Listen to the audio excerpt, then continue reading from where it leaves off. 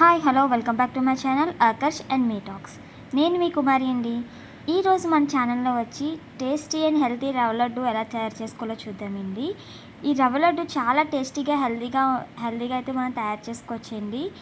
చూడండి ఎంత జ్యూసీగా అయితే ఉందో, చాలా సాఫ్ట్గా చాలా మృదువుగా అయితే ఈ రవ్వ లడ్డు వస్తుంది. సున్నుండలు కూడా పనికిరావండి, అంత టేస్టీగా అయితే ఉంటుంది ఈ రవ్వ లడ్డు అయితే.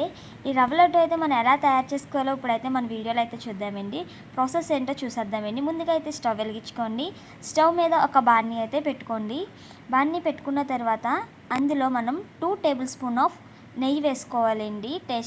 నెయ్యి వేసుకుంటే మనకి రవ్వ లడ్డు చాలా టేస్టీగా అయితే ఉంటుందండి, కమ్మగా టేస్టీగా ఉంటుంది, మనకు నోరుకి ఎంతో రుచిగా అనిపిస్తుందండి. నెయ్యి యూస్ చేయడం వల్ల మనకు చాలా టేస్టీగా అయితే రవ్వ లడ్డు అయితే వస్తుందండి. ఇలా నెయ్యి మొత్తం హీట్ అయిన తర్వాత అందులో మనం డ్రై ఫ్రూట్స్ అయితే వేసుకోవాలండి. డ్రై ఫ్రూట్స్ అంటే బాదం పప్పు, జీడిపప్పు, కిస్మిస్, అలా మన ఇంట్లో పిస్తా ఉంటే అవి కూడా యాడ్ చేసుకోవచ్చండి. ఈ డ్రై ఫ్రూట్స్ అంటే ఇలా మనం అవి మొత్తం నెయ్యిలో మనం పొయ్యి మీద పెట్టుకున్న బాండిలో నెయ్యి వేసుకున్నాం కదండి, ఆ నెయ్యిలో అయితే మొత్తం వేపేసుకోవాలండి. ఒక గోల్డెన్ కలర్ వచ్చే వరకు అవి మొత్తం మనం వేసుకున్న డ్రై ఫ్రూట్స్ మొత్తం అలా తిప్పుకుంటూ వేపుకోవాలండి. మనం తిప్పకుండా ఉంటే మనం బాదం పప్పు వేస్తాం కదండి, అది తొందరగా మాడిపోతుందనమాట. అందుకు అయితే మనం ఇలా తిప్పుకుంటూ వేపేసుకోవాలండి. ఇవన్నీ వేపేసుకున్న తర్వాత గోల్డెన్ కలర్ వచ్చే వరకు అయితే వేపుకోవాలి. వేపుకున్న తర్వాత మనం ఇవన్నీ కూడా ఒక బౌల్లోకి అయితే తీసేసుకోవాలండి. ఇలా బౌల్లో తీసుకున్న తర్వాత మనకి ఇంకా నెయ్యి ఉంది కదండి, ఆ నెయ్యిలో మనం ఒక 50 గ్రామ్స్ ఆఫ్ రవ్వ అయితే తీసుకోవాలన్నమాట అండి. అలా రవ్వ తీసుకుని మనం రవ్వ కూడా నెయ్యిలో అయితే వేపేసుకోవాలి. అలా తిప్పుతూ మనం రవ్వనైతే వేపుకోవాలన్నమాట. మన రవ్వ మంచిగా రోస్ట్ అవుతే, ఎంత మంచిగా రవ్వ వేగితే మనకి రవ్వ లడ్డు కూడా అంత టేస్టీగా ఉంటుందండి. ఈ రవ్వ సున్నుండలని ఎందుకన్నానంటే, మనం ఇలా డైరెక్ట్గా రవ్వ వేసుకోవడం వల్ల మనకి నోటికి కొంచెం తగులుతూ ఉంటుందండి. అలా కాకుండా మనం ఇలా రవ్వ మంచిగా వేపేసుకుని మనం మిక్సీలో వేసేసుకోవడం వల్ల అది మెత్తగా అయితే పౌడర్లా మారిపోతుందండి. అలా పౌడర్తో మనం ఇలా ఉండలైతే చేసుకోవడం వల్ల మన రోటికైతే తగలకుండా రుచిగా అయితే ఉంటుందండి.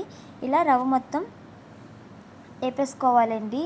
మంచి గోల్డెన్ కలర్లో రావాలి. మనం కింద నుంచి తిప్పుకోకపోతే కింద తొందరగా అయితే మాడిపోతుందన్నమాట. అప్పుడు లడ్డూలు అయితే మాడి స్మెల్ వస్తాయి. అలా కాకుండా ఇలా తిప్పుకుంటూ మొత్తం రవ్వనంతా తిప్పుకుంటూ వేపేసుకోవాలండి. ఇలా వేపేసుకున్న తర్వాత మనం ఒక మిక్సీ జార్ తీసుకుని ఈ రవ్వను మొత్తం మిక్సీలో వేసుకుని ఫైన్ పౌడర్లా అయితే పౌడర్ చేసుకోవాలండి. ఇలా ఫైన్ పౌడర్లా అయితే పౌడర్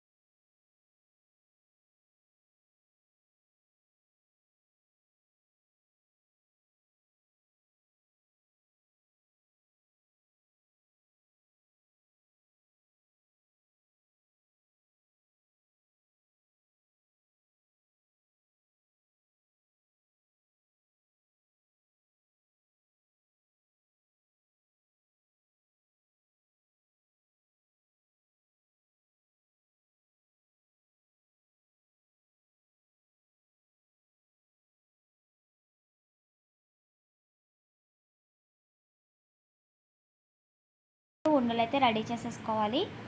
చూడండి ఎలా రెడీ అయినాయో.